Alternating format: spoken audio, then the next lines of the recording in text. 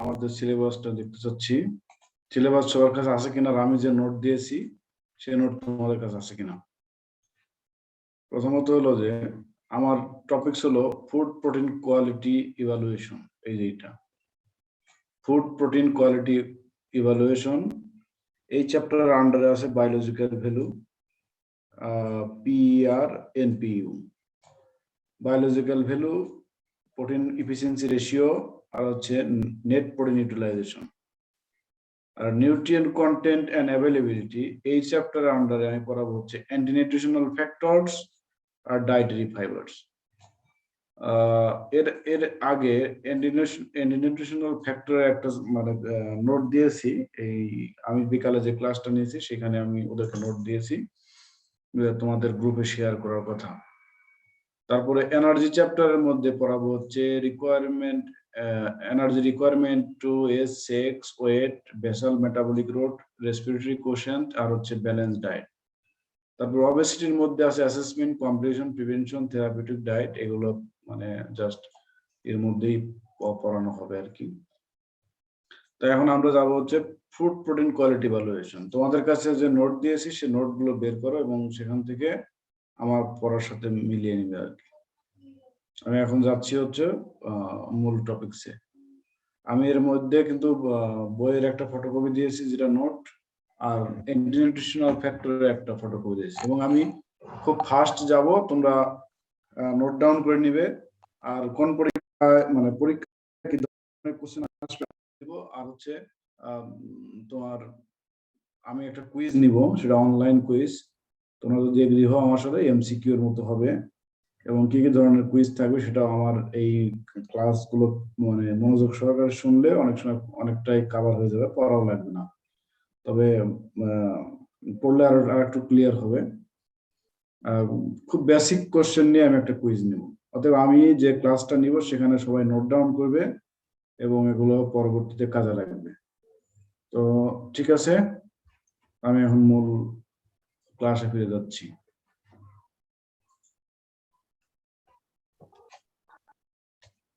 আমরা আসবো হচ্ছে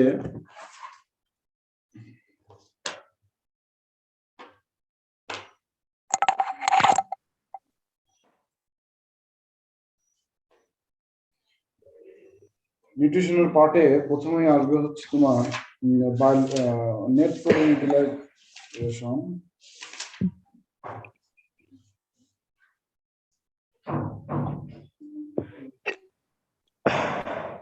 protein efficiency ratio. Protein efficiency ratio অর্থ হলো প্রোটিন এফিসিয়েন্সি রেশিও হচ্ছে একটা প্রোটিন যখন বডিতে ইনজেস্ট করবে অর্থাৎ ইনটেক করবে, তারপরে সেই প্রোটিনটা মানে ওইটা বডির যে ওয়েটটা গেইন করবে প্রোটিন আপটেকের পরে, সেটা রেশিওটাই হচ্ছে মানে যতটুকু প্রোটিন খাইলাম তার উপরে কতটুকু প্রোটিন বডি ওয়েট গেইন করবে, এটা রেশিওটাকে হচ্ছে প্রোটিন এফিসিয়েন্সি রেশিও। অর্থাৎ প্রোটিন খাওয়ার পরে তার কতটুকু আমার বডি ওয়েট গেইন করলো, এই ইফিসিয়েন্সি প্রোটিন এফিসিয়েন্সি রেশিও। এই প্রোটিন এফিসিয়েন্সি রেশিওর মধ্যে এগ প্রোটিনটা হচ্ছে 4.5, এবং মিল্ক প্রোটিন হচ্ছে 3, এবং রাইস প্রোটিন 2.2। এটা একটা প্রোটিনের একটা রেশিও আর কি।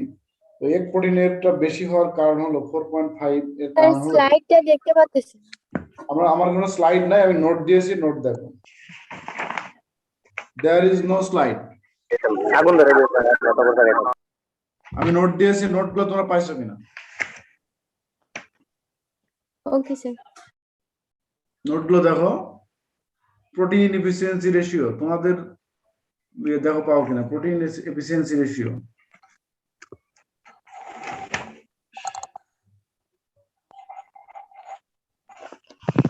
সবাই 543 নম্বর পেজটা খুললেই পাবি। 543 নম্বর পেজ।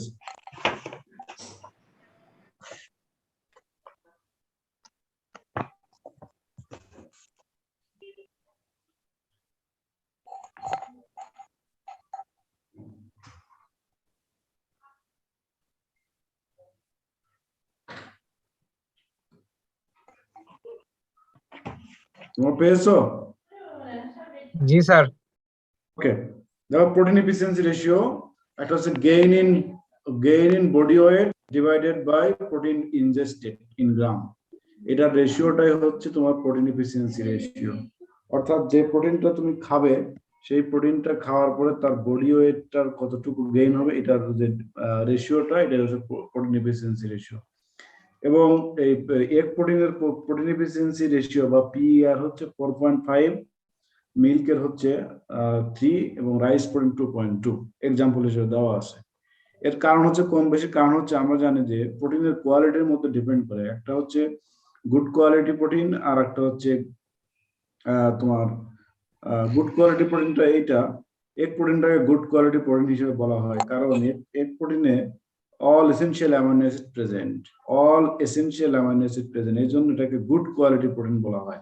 এবং সস্তা দামের মধ্যে এটা একটা মানে মানে ভালো ফুড, আদর্শ খাদ্য বলা হয়। এই জন্য এই বয়সে আমাদের যারা মানে ধরো যে younger age under 40 years old, মানে সবাইকে প্রতিদিন একটা করে ডিম খাওয়া উচিত। তাহলে প্রোটিনের ডেফিসিয়েন্সি অনেক রোগ ব্যাধি হয়, এগুলোকে মানে করার জন্য এই প্রোটিন খাওয়া দরকার। এবং প্রোটিনটা হচ্ছে বডিতে বিল্ডিং ব্লক হিসেবে কাজ করে, অনেক অনেক মানে হেলথ ইস্যুসটাকে রিকভার করে এই প্রোটিন। খাদ্যের তালিকায় প্রোটিনের পরিমাণ ব্যালেন্সড ওয়েতে রাখতে হবে এবং সেই হিসাবে দুধ, ডিম, মাংস, animal protein always good quality protein. ডাল আছে, লিগিউম জাতীয় ক্রপ প্রোটিন, বাট লিগিউম জাতীয় ক্রপের মধ্যে হচ্ছে আসলে মানে প্লান্ট প্রোটিন কখনোই কমপ্লিট প্রোটিন না। কমপ্লিট প্রোটিন এই সেন্সে বলা হয় যে যে সকল প্রোটিন তোমার all essential amino acid contain করে তাদেরকে কমপ্লিট প্রোটিন বলা হয়। কিন্তু এটা এনিম্যালের ক্ষেত্রে অল এসেনশিয়াল অ্যামাইনো অ্যাসিড মানে এনিম্যাল প্রোটিনের ক্ষেত্রে এই কমপ্লিট প্রোটিন পাওয়া যায়, কিন্তু প্লান্টের ক্ষেত্রে এটা পাওয়া যায় না। প্লান্টের ক্ষেত্রে রেয়ার। এই জন্য এনিম্যাল প্রোটিন সহজলভ্য হচ্ছে দুধ, ডিম, মাংস, এগুলো খেতে হবে, ডায়েটে রাখতে হবে। তো প্রোটিন এফিসিয়েন্সি রেশিও এবং বায়োলজিক্যাল ভ্যালু, তারপরেরটা দেখো যে বায়োলজিক্যাল ভ্যালু হচ্ছে নাইট্রোজেন রিটেইন আর নাইট্রোজেন অ্যাবজর্ব। অর্থাৎ প্রোটিন খাওয়ার পরে সেই প্রোটিন থেকে নাইট্রোজেনটা অ্যাবজর্ব হবে, আর কতটুকু নাইট্রোজেন তোমার বডিতে থাকলো সেটার একটা রেশিওটাকে বলা হচ্ছে বায়োলজিক্যাল ভ্যালু। এবং বায়োলজিক্যাল ভ্যালু অ্যাকচুয়ালি পার্সেন্টেজ হিসাবে ক্যালকুলেট করা হয়। কারণ হলো যে আমাদের বডিতে এবং আমাদের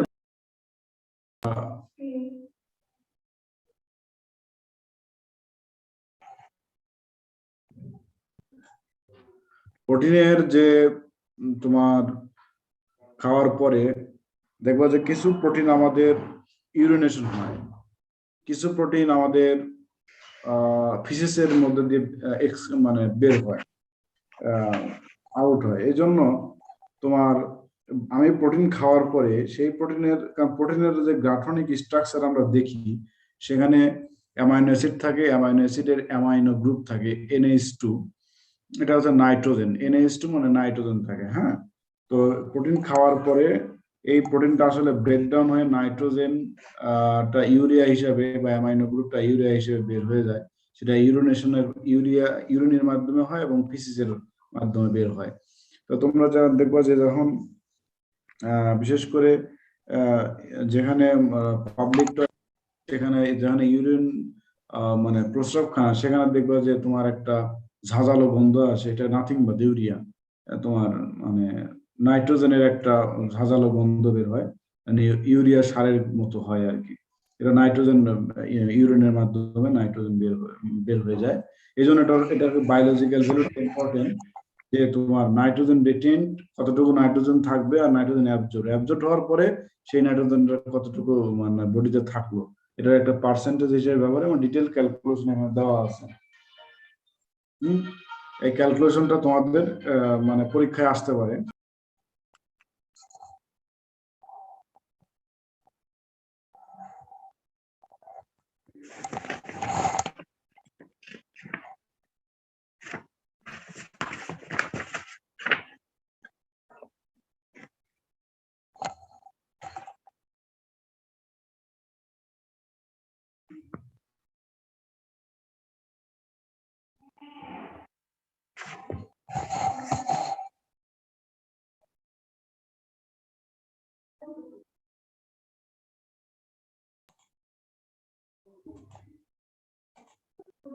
ওকে, এরপরে এটা এরপরে net protein utilization, nitrogen absorbed আর নাইট্রোজেন ইনজেস্টেড, এটা পার্সেন্টেজ হিসেবে ইউজ করা হয় নেট প্রোটিন ইউটিলাইজেশন।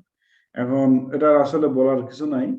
তো তোমার পরীক্ষায় আসতে পারে যে ডিফাইন প্রোটিন এফিসিয়েন্সি রেশিও আর ডিফাইন প্রোটিন এফিসিয়েন্সি রেশিও, পরীক্ষা কিভাবে আসবে কোশ্চেনটা, যে হতে পারে যে define protein efficiency ratio with example, বা what is protein efficiency ratio, write some example, এরকম আসতে পারে। আর অথবা আসতে পারে যে what is the biological protein, কি বলে, প্রোটিন এফিসিয়েন্সি রেশিও এবং নেট প্রোটিন ইউটিলাইজেশন। আবার আসতে পারে যে what is biological value, write the chemical formula in details. তখন তোমাদের এখানে এই কোশ্চেন গুলো মানে লিখতে হবে।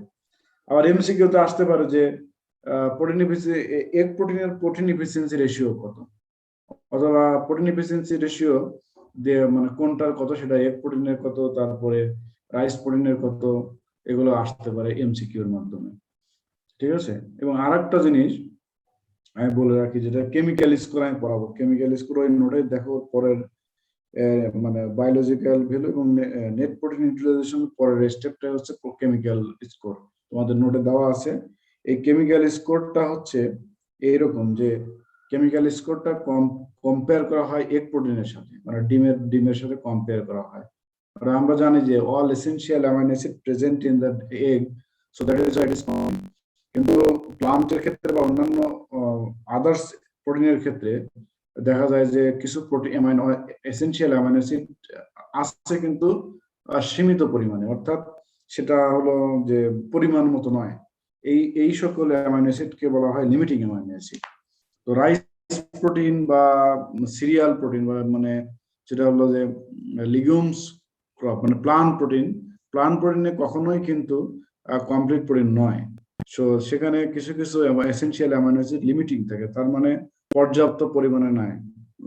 ডালকে গরিবের আমিষ বলা হলেও ডাল কিন্তু আসলে গরিবের আমিষ কমপ্লিটলি বলা যাবে না, কারণ হচ্ছে সে ডাল খাইলেও তার প্রোটিনের চাহিদা কমপ্লিট প্রোটিন সে পাবে না, সে পাবে মানে পার্শিয়ালি বলে ইনকমপ্লিট প্রোটিন পাবে আর কি, পার্শিয়ালি কমপ্লিট প্রোটিন পাবে। তার কারণ হচ্ছে যে সেখানে কিছু এসেনশিয়াল অ্যামাইনো অ্যাসিড থাকে খুব লিমিটিং পরিমাণে, পর্যাপ্ত পরিমাণে নয়। বাট চাল আর ডাল যদি মিক্স করে খায় সেখানে প্রোটিন কমপ্লিট পাওয়া যেতে পারে। চাল আর ডাল যখন মিক্স করবে তখন চালের কিছু প্রোটিন লিমিটিং আছে, কিছু অ্যামাইনো অ্যাসিড লিমিটিং আছে, এবং ডালের কিছু অ্যামাইনো অ্যাসিড লিমিটিং আছে। যখন চাল আর ডাল মিক্স করে খিচুড়ি খাওয়া হয় অথবা ডাল ভাত খাওয়া হয় তখন কিন্তু কমপ্লিট প্রোটিন পাওয়া যায়। এবং এই কমপ্লিট প্রোটিনের ক্ষেত্রে প্লান্টের ক্ষেত্রে আবার নিউট্রিশনাল ফ্যাক্টর দায়ী। এই প্রোটিনটা অনেক সময় প্লান্টের ক্ষেত্রে অনেক সময় অনেক নিউট্রিয়েন্ট আপটেকের প্রবলেম হয় নিউট্রিশনাল ফ্যাক্টরের কারণে, সেটা আমি পরবর্তীতে পরের স্টেপে গিয়ে পড়াবো। তো কেমিক্যাল প্রোটিনের হচ্ছে কেমিক্যাল স্কোর, যেটা বললাম যে milligram of limiting amino acid per gram test protein আর milligram of same amino acid per gram egg protein. এই জন্য এটা একটা রেশিও কেমিক্যাল স্কোর। এগ প্রোটিনের কেমিক্যাল স্কোরটা হচ্ছে তোমার 100, এর সাথে মানে কম্পেয়ার করে আছে milk protein, fish, meat, rice, wheat, তারপরে বিভিন্ন ধরনের গ্রাউন্ডনাট, সয়াবিন, হ্যাঁ, ডাল জাতীয় red Bengal gram, red gram ইত্যাদি। পরে একটা শখ আছে 23.5 মানে 23.5 নম্বর টেবিলের লাস্টে যা দেওয়া আছে, সেখানে দেওয়া লিমিটিং অ্যামাইনো অ্যাসিডের কিছু নাম দেওয়া আছে। ওই অ্যামাইনো অ্যাসিডটা ওই প্রোটিনে থাকে কিন্তু পর্যাপ্ত পরিমাণে না, এই জন্য এদেরকে লিমিটিং অ্যামাইনো অ্যাসিড বলে। এবং এই প্রোটিনের কেমিক্যাল স্কোরকে 100 ধরা হয়। এবং দেখো তোমরা অনেক সময় ডায়েট কন্ট্রোল করো, ভাতের পরিবর্তে রুটি, হ্যাঁ, কেন খাও আমি জানি না।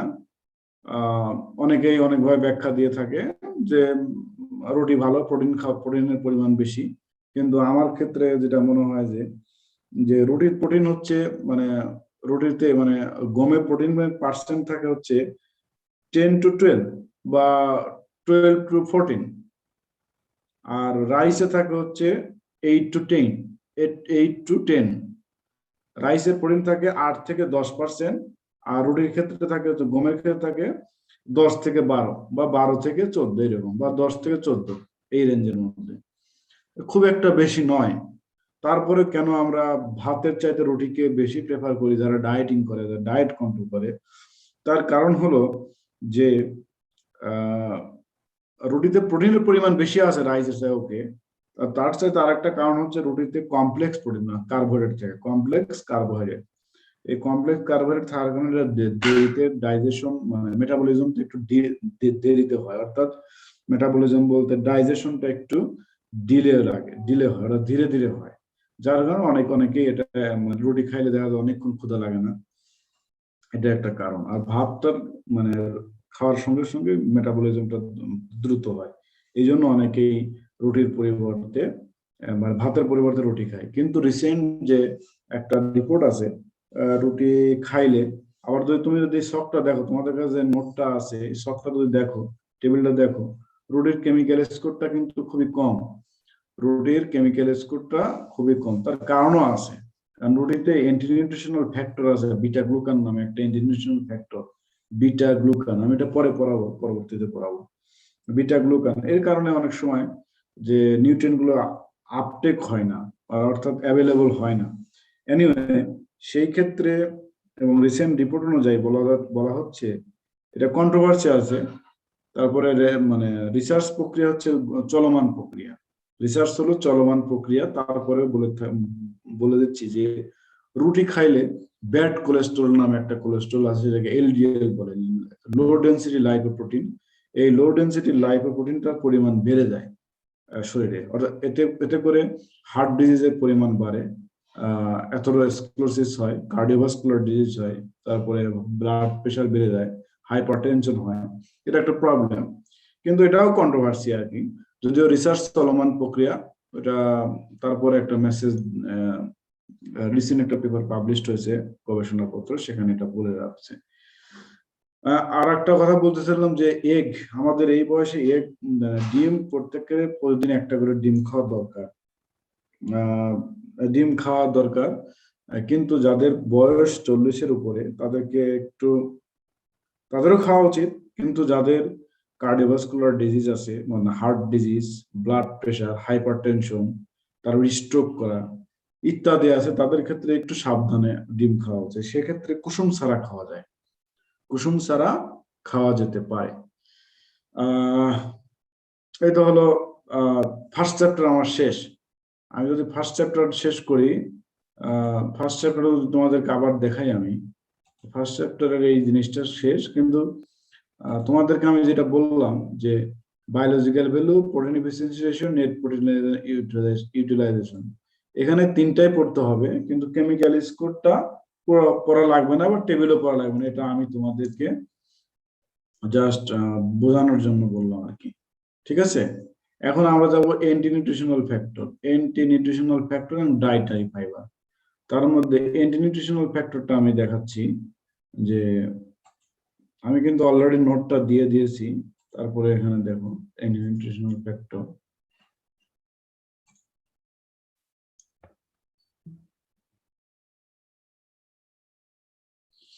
anti-nutritional factors are substances that when present in animal food or water reduce the availability of one or more nutrient. এটা anti-nutritional factorsটা হচ্ছে আমাদের মানে খাদ্য তালিকায় খাদ্যের মধ্যে প্রেজেন্ট থাকে, সেইগুলো অন্যান্য এসেনশিয়াল অ্যামাইনো অ্যাসিডকে, সরি এসেনশিয়াল অন্যান্য নিউট্রিয়েন্টকে অ্যাভেলেবল, অর্থাৎ অ্যাবজর্পশনে বাধাগ্রস্ত করে, অন্যান্য নিউট্রিয়েন্টটার অ্যাভেলেবিলিটি থাকে না, এই নিউট্রিশনাল ফ্যাক্টরগুলো বাধা দান করে আর কি।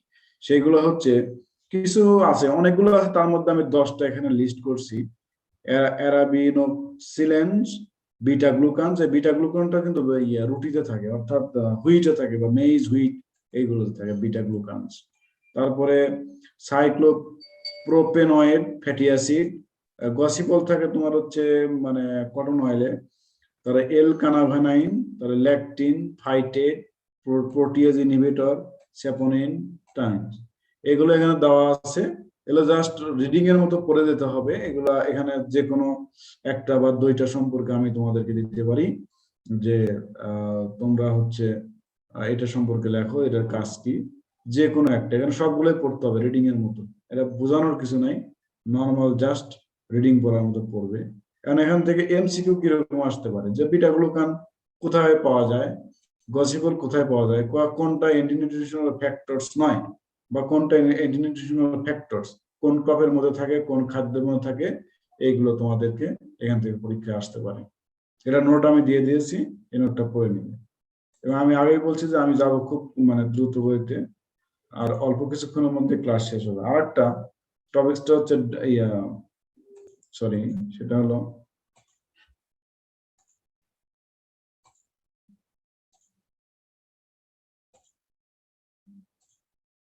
এবার হচ্ছে ডায়েটারি ফাইবার। এখানে ডায়েটারি ফাইবার যে টপিকসটা দেওয়া আছে, ডায়েটারি ফাইবারের ক্ষেত্রে এটা ইম্পর্টেন্ট, যে ফাইবারটা হচ্ছে যে এটা আসলে কার্বোহাইড্রেট থেকেই আসে।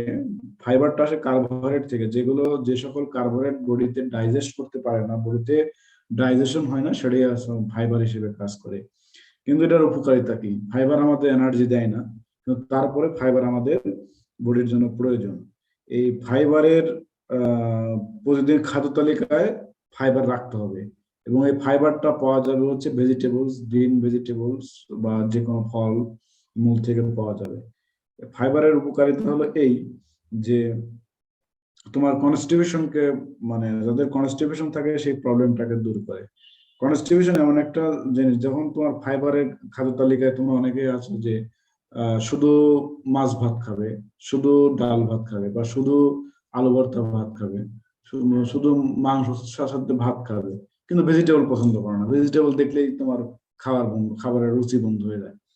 এই জিনিসটা কিন্তু ঠিক নয়। অনেক অনেক ছেলেপেলে আছে যারা, অনেক বাচ্চারা আছে যারা হচ্ছে এই ভেজিটেবল পছন্দ করে না। এটা খুবই একটা মারাত্মক ভুল, নিজের জন্য ক্ষতিকর। তোমাদের আশেপাশে যারা আছে এদেরকে তোমরা সতর্ক করে দিবা, এবং তোমরা যারা আছো তারা ভেজিটেরিয়ান হও। ভেজিটেরিয়ান হলে দেখবা যে অনেক রোগ বালাই, রোগ ব্যাধি তোমার শরীরে বাসা বাঁধবে না। এই ডায়েটারি ফাইবারের একটা প্রধান কারণ হচ্ছে অভাবে কনস্টিপেশন হবে। কনস্টিপেশন হলে তোমার অ্যানাল ফিস্টুলা হবে, তারপরে ফিশার, তারপরে হচ্ছে পাইলসের বিভিন্ন ধরনের রোগ হবে। তারপরে ধীরে ধীরে ওটা যখন বেশি হয়ে যাবে, কনস্টিপেশন হলেই তখন প্রবলেম হয়ে যাবে, এরপরে ক্যান্সারে পরিণত হবে। যেন আমি দেখলাম যে আমাদের তোমাদের ইউনিভার্সিটি, তোমাদের সিনিয়র বড় ভাই, আমাদের ইউনিভার্সিটি স্টুডেন্ট, এখন মাস্টার্স করছে যে শেরে বাংলায়, তার কিন্তু একটা কোলন ক্যান্সার হয়েছে। কোলন ক্যান্সার এই অনেক সময় তোমার ফাইবারের কারণে কনস্টিপেশন হয়, কনস্টিপেশন থেকে ক্যান্সারের রূপ নেয়। এই জন্য তোমাদের উচিত প্রত্যেকদিন খাদ্য তালিকায় ফাইবার জাতীয় খাবার রাখতে হবে। এবং ফাইবার জাতীয় খাবার থাকলে তোমার অনেক সময় তোমার কি বলে অনেক ধরনের যেমন হলো যে তুমি যদি ডায়েট কন্ট্রোল করতে যাও, ফাইবারের ক্ষেত্রে ডায়েট কন্ট্রোল করতে যাও, তাহলে ভেজিটেবল আগে বেশি করে খেয়ে নিবা। খেয়ে নিয়ে তারপরে লোভনীয় যে খাবারগুলো আছে সেগুলো খাবার খাবে। সেগুলো খাবার খেলে তোমার, কারণ ফাইবার খাইলে তোমার পেট ভরে যাবে। তারপরে লোভনীয় খাবার যেগুলো আছে, যেগুলো ক্ষতিকর, সেগুলো অর্থাৎ বেশি পরিমাণ তৈলাক্ত জাতীয় খাবার, চর্বিযুক্ত খাবার, সেগুলো তোমাদের বডিতে ক্ষতিকর হবে। তো সেগুলো খাইতে গেলে দেখা যাবে যে আর বেশি খাইতে পারবে না। আর ফাইবারটা করবে কি, সে ডাইজেশন হবে না, পরে ফিসিস এর মাধ্যমে তোমার শরীর থেকে বের হয়ে যাবে। এতে তোমার হবে কি যে তুমি তোমার ব্রেন ব্রেন তোমাকে বলতেছে যে তোমার পেটটা ভরে গেছে, তখন আর তোমার খাবার রুচি আসবে না। অথচ তুমি কি কি বলে এটারে,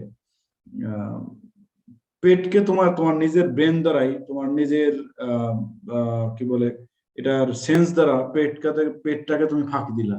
তোমার তোমার ব্রেন বুঝতেছে, ওখানে সিগন্যাল পাঠাচ্ছে যে পেটটা ভরে গেছে। পেট যখন ভরে যাবে তখন ব্রেনকে সিগন্যাল দিবে, ব্রেন আবার সিগন্যাল দিবে আবার পেটকে, যে ভরে গেছে আর খাওয়া লাগবে না। এটা একটা ফাঁকি দেওয়া। এই জন্য বিদেশে যারা দেখো ডেভেলপড কান্ট্রিতে, আমি তো অনেক দেশে ছিলাম, অনেক প্রায় বিদেশে 4 থেকে 4.5 বছর ছিলাম। সেখানে দেখা যায় যে বিদেশিরা খাওয়ার সময় গল্প করে, অনেক সময় লম্বা টাইম ধরে খায়, অর্থাৎ আধা ঘন্টা 1 ঘন্টা ধরে খায়। তার কারণ হচ্ছে তুমি যদি খাবার ক্ষেত্রে অনেকক্ষণ ধরে চিবাও, তখন তোমার ব্রেন সিগন্যাল দিবে যে আমার পেট ভরে গেছে। এবং এই জন্য খাওয়ার আগে তুমি দেখবা যে অনেক সময় বাদাম যদি চিবাও অনেক সময়, এটা একটা সাইকোলজিক্যাল মানে ওই তোমার ডায়েট কন্ট্রোলের একটা হ্যাবিট। তোমার ক্ষুধা লাগছে প্রচুর, তুমি একটু মুড়ি খাইলা অথবা বাদাম জাতীয় খাইলা, নিয়ে মুখের মধ্যে দিয়ে চিবাইলা, চিবাইতে চিবাইতে দেখবা যে তোমার ব্রেন সিগন্যাল দিতে পেটটা ভরে গেছে। এই জন্য বাদাম জাতীয় খাবার খাদ্য তালিকায় রাখতে হয়। সেটা হলো তোমার যারা ডায়েটিং এ যাবে আর কি। যাই হোক, ডায়েটারি ফাইবারের ক্ষেত্রে আরো কিছু মানে ইয়া আছে যে তোমার তবে এটার আবার ইয়া আছে, ডায়েটারি ফাইবারের ক্ষেত্রে দেখা যাচ্ছে যে তোমার যাদের আইবিএস এর প্রবলেম আছে, আইবিএস এর প্রবলেম অর্থাৎ কি অনেকের ইরিটেবল বাউল সিনড্রোম, এই সিনড্রোমটা হচ্ছে অনেকে দেখবো যে খাওয়ার পরে তাদের মানে তারা বলে পুরাতন আমাশা বলে আইবিএস। এই পুরাতন আমাশার ক্ষেত্রে দেখা যাচ্ছে যে ফাইবার, ডাক্তাররা ফাইবার খেতে নিষেধ করে। এদের ক্ষেত্রে ফাইবার জাতীয় খাবার খাইতে নিষেধ করে, কারণ আইবিএসটা একটা কন্ট্রোল করতে হবে, এটা তোমার বডির মধ্যে নিয়ন্ত্রণে নিয়ে আসতে হবে। এটা আসলে 100% কিউরেবল নয়। এই জন্য তোমার ডাক্তাররা বলে যে খাদ্য তালিকা, খাদ্য ডায়েটের মাধ্যমে এটা কন্ট্রোল করা যায়। তার মধ্যে ফাইবার খাওয়া যাবে না। ফাইবার খেলে দেখবো যে ওইটা বেশি হয়ে যাবে, পেটের মধ্যে একটা কামড় দিবে, তারপরে তোমার মানে ওয়াশরুমে দৌড়াইতে হবে আর কি। এবং ফাইবার, ডায়েটারি ফাইবার আর একটা পজিটিভ দিক হলো যে যাদের ডায়াবেটিক পেশেন্ট আছে তাদের জন্য খাদ্য তালিকায় প্রচুর পরিমাণে ফাইবার রাখতে হবে। ফাইবার রাখলে তাদের হচ্ছে মানে দেখবো যে ফাইবার থেকে ধীরে ধীরে মানে কার্বোহাইড্রেটটা রিলিজ হবে। ফাইবার আবার আরেকটা কাজ করে যে তোমার বডিতে যদি টক্সিন সাবস্টেন্স থাকে সেটাকে অ্যাবজর্ব করে তোমার বডি থেকে এক্সক্রিট আউট করে দেয়। ফাইবার আরেকটা কাজ করে যে কোলেস্টেরল লেভেলকে কমায় দেয়।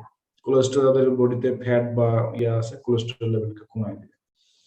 এই হলো মোটামুটি ডায়েটারি ফাইবারের বেনিফিশিয়াল ইফেক্ট এবং অ্যাডভার্স ইফেক্ট। ফাইবার কাকে বলে সেটা বলুন, এটা কমপ্লেক্স কার্বোহাইড্রেট থেকে আসে মূলত আর কি। এরপরে আমরা আর একটা টপিকসে যাব। আমার ক্লাস কিন্তু প্রায় শেষের দিকে, বেশিক্ষণ আর লাগবে না। দেখো স্ক্রিন শেয়ারে দেখছো যে আমি এখানে কিন্তু এই নিউট্রিয়েন্ট কন্টেন্ট এন্ড অ্যাভেলেবিলিটি কিন্তু আমি দুইটা টপিকস পড়লাম, নিউট্রিশনাল ফ্যাক্টরস এবং ডায়েটারি ফাইবার। আর অন্যগুলো পড়ার দরকার নাই। তোমরা যারা ক্লাস করতেছো এখানে মনোযোগ সহকারে পড়বা। এই নিউট্রিশনাল ফ্যাক্টরে বলছে যে তার কোনটা কোনটা নিউট্রিশনাল ফ্যাক্টর, তারপরে 2-3টে নিউট্রিশনাল ফ্যাক্টরের বর্ণনা আসতে পারে, বা এমসিকিউ যদি কোশ্চেন করি তাহলে নিউট্রিশনাল ফ্যাক্টর কোনটা কোনটার মধ্যে, কোন ক্রপের মধ্যে থাকে বা কোন খাদ্যের মধ্যে থাকে, এই নিউট্রিশনাল ফ্যাক্টর কোন নিউট্রিয়েন্টকে অ্যাবজর্ব করতে বাধাগ্রস্ত করে, এটা সেইখান থেকে কোশ্চেন আসবে। আর ব্রড কোশ্চেন আসলে নিউট্রিশনাল ফ্যাক্টরের ডেফিনেশন দাও, তারপরে তাকে 2-1টা নিউট্রিশনাল ডেসক্রিপশন চাইতে পারি, বর্ণনা চাইতে পারি। আর ডায়েটারি ফাইবারের ক্ষেত্রে বলতে প্রশ্ন আসতে পারে ডায়েটারি ফাইবার কি, কাকে বলে, এবং এটার বেনিফিশিয়াল কি, বেনিফিশিয়াল ইফেক্ট, আর হচ্ছে অ্যাডভার্স ইফেক্টটা কি, এখান থেকে আসতে পারে। সোর্স আসতে পারে, ডায়েটারি ফাইবারের সোর্স কি সেটা আসতে পারে। এই জন্য এখানে আসলে লিফি ভেজিটেবল, তারপরে ফলমূল, যে কোনো ইয়া ভেজিটেবলস থেকেই ডায়েটারি ফাইবার আসতে পারে। এবং প্রতিদিন কতটুকু ডায়েটারি ফাইবার নেওয়া উচিত, খাওয়া উচিত? 30 গ্রাম পার ডে আমাদেরকে 30 গ্রাম ফাইবার খাওয়া উচিত আর কি। এখন আসতেছে এনার্জি রিকোয়ারমেন্ট, পরের chapter. Energy requirement according to age, sex and weight, basal metabolic rate আর respiratory quotient and balance diet. এখানে এই চ্যাপ্টারের মধ্যে সবই পড়তে হবে, এই চ্যাপ্টারের মধ্যে সবই পড়তে হবে। তো রিকোয়ারমেন্ট তোমরা যদি নোট ডাউন করো, পরবর্তীতে যখন পরীক্ষার আগে আসবে তখন বলবে যে কে এতগুলো টপিকস কোনগুলা কিগুলা পড়াইছে কিছুই মনে নাই, এই সেই ইত্যাদি ইত্যাদি, তো নানান ধরনের কোশ্চেন হবে। এই জন্য নোট ডাউন করে রাখো যে আমি কিন্তু সব পড়াচ্ছি না, আমি কিন্তু অল্প বেছে বেছে যেগুলো ইম্পর্টেন্ট জিনিস সেইগুলো জিনিস পড়াচ্ছি আর কি, যেগুলো পরীক্ষা আসবেই আর কি। হ্যাঁ, এখন energy requirement according to age, sex and weight, এটার হলো, এটা ভালো করে শোনো যে মানুষের একজন পূর্ণ প্রাপ্ত বয়স্ক মানুষের শরীরের অ্যাক্টিভিটি প্রয়োজনের জন্য প্রতিদিন প্রায় 2400 কিলো ক্যালোরি এনার্জি লাগে। 2400 থেকে 2800 কিলো ক্যালোরি, সেটা বা 2300 থেকে 2800 কিলো ক্যালোরি। প্রাপ্তবয়স্ক মানুষের জন্য 2800, পুরুষের জন্য 2800, আর মানে ফিমেলের জন্য 2300 বা 2400 কিলো ক্যালোরি এনার্জি লাগে, বা এই কিলো ক্যালোরিকে ক্যাল বলে, সি ক্যাপিটাল সি এ এল, ক্যাল। এই জন্য এটাকে অন্য অন্য অর্থে ক্যালোরি বলা হয়। 2400 ক্যালোরি লাগে, আর ওটা হচ্ছে 2800 ক্যালোরি লাগে মেলের ক্ষেত্রে, আর পুরুষের ক্ষেত্রে আর মহিলার ক্ষেত্রে। কিন্তু প্রেগনেন্ট ওমেনের ক্ষেত্রে তোমার এনার্জি লাগে হচ্ছে 2800 কিলো ক্যালোরি। অন্যথায় হার্ড ওয়ার্কার, ডে লেবারার, তাদের আবার তো প্রায় 3200 থেকে 3500 কিলো ক্যালোরি এনার্জি লাগে পার ডে, কারণ তারা হার্ড ওয়ার্কিং করে। তারপরে এজের ক্ষেত্রে আমাদের মানে যারা ইনফ্যান্ট অর্থাৎ বাচ্চা, তাদের এনার্জি রিকোয়ারমেন্ট একরকম, তারপরে মেল ফিমেল এনার্জি রিকোয়ারমেন্ট একরকম। আমি বলে ফেলালাম ওয়েট, যাদের বেশি ওয়েট আছে ওয়েটের সাথে এনার্জি রিকোয়ারমেন্ট, যাদের বেশি ওয়েট বা চেহারা ওয়েট বেশি, তাদের এনার্জি থাকতে পারে বেশি, লাগতে পারে বেশি। এখন আসো basal metabolic rate. Basal metabolic rate, এই বেসাল মেটাবলিক রেটটা হচ্ছে বিএমআর। বিএমআর হচ্ছে, অর্থাৎ বিএমআরটা হচ্ছে এরকম, তুমি যখন কমপ্লিট রেস্ট থাকবা, তোমার কোনো অ্যাক্টিভিটি নাই, কাজ নাই, কিচ্ছু নাই, একদম কমপ্লিট রেস্ট থাকবা, তারপরেও তোমার বডির কিছু মেজর অর্গান আছে যেগুলো কাজ করে, অলরেডি কাজ করতেছে, সব সময় কাজ করতেছে। সেটা হচ্ছে এরকম: হার্ট, লিভার, কিডনি, ফুসফুস, মানে লাংস যেটা, এগুলো জন্ম থেকেই শুরু করছে। তোমার আমরা যখন মায়ের গর্ভে ছিলাম, মায়ের গর্ভে যখন একটা বাচ্চা আসে, তখন সাধারণত 8 থেকে 10 সপ্তাহের মধ্যে হার্টের হার্টবিট শুরু হয়ে যায়। হার্টের হার্টবিট শুরু হয়, সেটা হলো তোমার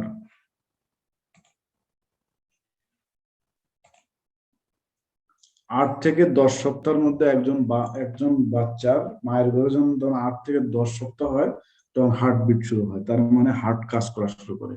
এই হার্টটা কাজ করে কতদিন পর্যন্ত? মৃত্যু পর্যন্ত। যখন হার্টের কাজ বন্ধ হয়ে যায় তখন মৃত্যু নিশ্চিত। এই হার্ট, লাংস, লিভার, কিডনি, এই ধরনের কিছু মেজর অর্গান আছে যেগুলো তোমার কন্টিনিউয়াস কাজ করে। অর্থাৎ তুমি ঘুমিয়ে থাকো বা রেস্টে থাকো বা শুয়ে থাকো, তোমার ওই বডিগুলোর ওই অর্গানগুলো কাজ করবে। এই অর্গানগুলো কাজ করতে যে এনার্জি প্রয়োজন হয় সেটাকে বেসাল মেটাবলিক রেট বলে।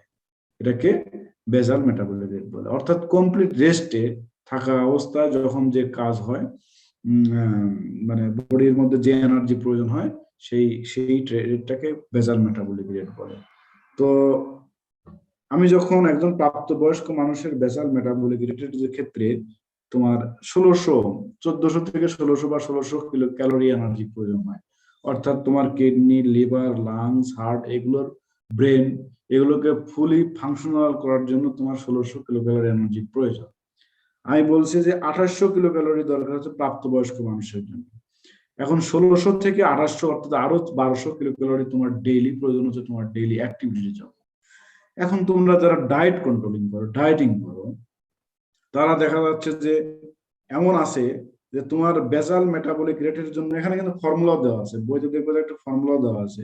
বেসাল মেটাবলিক রেটের জন্য তোমার একটা নির্দিষ্ট পরিমাণ এনার্জি দরকার, 1600 কিলো ক্যালোরি এনার্জি দরকার। এই 1600 কিলো ক্যালোরি এনার্জির যদি কম পরিমাণ এনার্জি তুমি গ্রহণ করো, তাহলে কিন্তু তোমার হার্ট কাজ করবে না, লিভার কাজ করবে না, কিডনি ভালোভাবে কাজ করবে না, ফলে অসুস্থ হয়ে যাবে। এই জন্য ডায়েট করতে গিয়েও তুমি কিন্তু তোমার নিজের কিন্তু ক্ষতি করতেছো। তুমি মনে হচ্ছে তোমার শরীরের ওজন কমাচ্ছ, কিন্তু না। ডায়েট কন্ট্রোল করতে তোমার বেসাল মেটাবলিক রেটের জন্য, অর্থাৎ হার্ট, কিডনি, লিভার ফাংশন, এগুলোর যতটুকু এনার্জি প্রয়োজন হয় ততটুকু এনার্জি দিয়ে তোমার বাকিটুকু এনার্জিতে ওই যে 1200 ক্যালোরি এনার্জি আছে, সেই 1200 ক্যালোরি থেকে তোমার কমাইতে হবে। অথবা সেই 1200 ক্যালোরি এনার্জি খাইলেও তোমাকে এনার্জি বার্ন করতে হবে। তুমি প্রচুর খাও কিন্তু এনার্জি বার্ন করো, খাইবে বার্ন করো। কিন্তু তোমাদের সমস্যা হলো যে তোমরা ডায়েট করতেছো। আমি দেখি যে আমি তো বিভিন্ন যে মেয়েদের, বিশেষ করে লেডিস হলে দেখি, ফজিলাতুন্নেসা মজি বলে, কিছু মেয়েরা ডায়েট করে। তারা ডায়েট করে বলে যে স্যার আমরা দুপুরে খাই, রাতে খাই না, বা রাতে একটু রুটি খাই, বা রাতে সবজি খাই। কিন্তু এইটাতে কিন্তু তার ডায়েটিং হবে না। ডায়েটিং করতে হবে যে খেয়ে ডায়েটিং করতে হবে। তার অর্থ হলো এরকম, তোমাকে খাইতে হবে এবং এনার্জি বার্ন করার জন্য এক্সারসাইজ করতে হবে, এটা হচ্ছে মেইন কাজ। তুমি কম খাবে আবার শুয়ে থাকবে, কম খাইলে শুয়ে থাকলে সেইটা ডায়েটিং হইলো না। তোমার প্রতিদিন তোমার রুটিন হয়ে 30 মিনিট তোমার হচ্ছে অ্যাটলিস্ট এক্সারসাইজ জন্য রেখে দিতে হবে। 30 মিনিট থেকে 60 মিনিট, অর্থাৎ 1 ঘন্টা তোমার প্রতিদিন হেভি এক্সারসাইজ করতে হবে। সেই এক্সারসাইজ যদি তুমি করতে পারো, তোমার দেখবা যে বডি ওয়েটটা তোমার ডায়েটিং চলে আসবে, আদারওয়াইজ তোমার এটা হবে না। এবং ডায়েটিং করতে গিয়ে তুমি যখন ওই যে 1600 বা 1200 বা 1400 কিলো ক্যালোরি কম পরিমাণে নিচ্ছ, তখন তোমার হার্ট, কিডনি, লিভারের একটা ব্যাপক ক্ষতি হয়ে যাচ্ছে। এটা কিন্তু তোমরা করবে না। যারা অনেকেই বিভিন্ন ধরনের ইউটিউব থেকে ডায়েট কন্ট্রোল, মানে ডায়েটিক চার্ট নাও, ডায়েট কন্ট্রোল করো, এই কে জানে একজন আমাকে বলতেছে যে স্যার আমি কালকে না পরশু, গতকাল আমি অফিসে গেছি, তা বলতেছে আমার একটু অ্যাসিডিটি হয়েছে। তো এখন বলছে স্যার আপেল সিডার ভিনেগার খান, দেখবেন যে ওটার অ্যাসিডিটি কমে যাবে। আমি বললাম আপেল সিডার ভিনেগার কই পেলা তুমি? ওটা পিওর কি, মানে তুমি কেমনে বুঝলা? আমরা তো ভিনেগার, আমরা তো ইয়েও তো পাই, আমার ল্যাবেও বানানো যায়। সেটা কি আপেল সিডার ভিনেগার নাকি কোন ভিনেগার খাচ্ছ? সেটা খাইতে গিয়ে আলটিমেটলি তুমি শরীরের জন্য ক্ষতি করে দিচ্ছ। এটা পিওর কিনা মানে সেটা তুমি জানো না। তো যাই হোক, এরকম ভুল ভ্রান্ত ধারণা নিয়ে চলা যাবে না। তোমার আমাদের যথাযোগ্য, মানে নিয়মিত যে ডায়েট আছে, খাবার আছে, তার মধ্যে আমাদের এগুলোকে খেয়ে আমাদের শরীরে মানে প্রপার নিউট্রিয়েন্টের ব্যালেন্স করেই আমাদেরকে কাজ করতে হবে। এখন আমাদের আসি হলো নেক্সট টপিকসটা হচ্ছে মেটাবলিক রেট। আবার তোমার বেসাল মেটাবলিক রেট আবার ফ্যাক্টর আছে, কোন কোন ফ্যাক্টর দায়ী, এজ, সেক্স, তারপরে হচ্ছে তোমার বডি ওয়েট ইত্যাদির উপরে আছে। এখানে ফ্যাক্টর গুলো দেওয়া আছে, এগুলো দেখে নিবা। যাদের মানে বয়স বেশি বা কম, তাদের উপরে তাদের বেসাল মেটাবলিক রেট একরকম। আবার যাদের হচ্ছে বডি ওয়েট, সারফেস এরিয়া বেশি, অর্থাৎ বডি ওয়েটটা বেশি, তাদের বেসাল মেটাবলিক রেট একরকম। এর বিভিন্ন ফ্যাক্টর দায়ী থাকে। যেমন মেয়েদের ক্ষেত্রে বেসাল মেটাবলিক রেট কম, পুরুষের ক্ষেত্রে বেশি, এটা ফ্যাক্টর। তাহলে এখানে বেসাল মেটাবলিক রেট কাকে বলে আর কোন ফ্যাক্টরস গুলো দায়ী, এটা একটা কোশ্চেন আসতে পারে। বেসাল মেটাবলিক রেট কি এবং কি কি ফ্যাক্টরের জন্য দায়ী। তারপরে টপিকসটা হচ্ছে রেসপিরেটরি কোশ্চেন বা আরকিউ বলে। রেসপিরেটরি কোশ্চেন বা আরকিউ, রেসপিরেটরি কোশ্চেনটা হচ্ছে যে তুমি একটা খাদ্য মেটাবলিজম করার জন্য কতটুকু কার্বন ডাই অক্সাইড প্রডিউস হলো আর কতটুকু অক্সিজেন তুমি ইনটেক করলো, এটার রেশিওটাকে তোমার বলা হয়েছে যে আরকিউ বলে, রেসপিরেটরি কোশ্চেন। তো কার্বোহাইড্রেটের ক্ষেত্রে রেসপিরেটরি কোশ্চেন 1, আরকিউ ভ্যালু 1।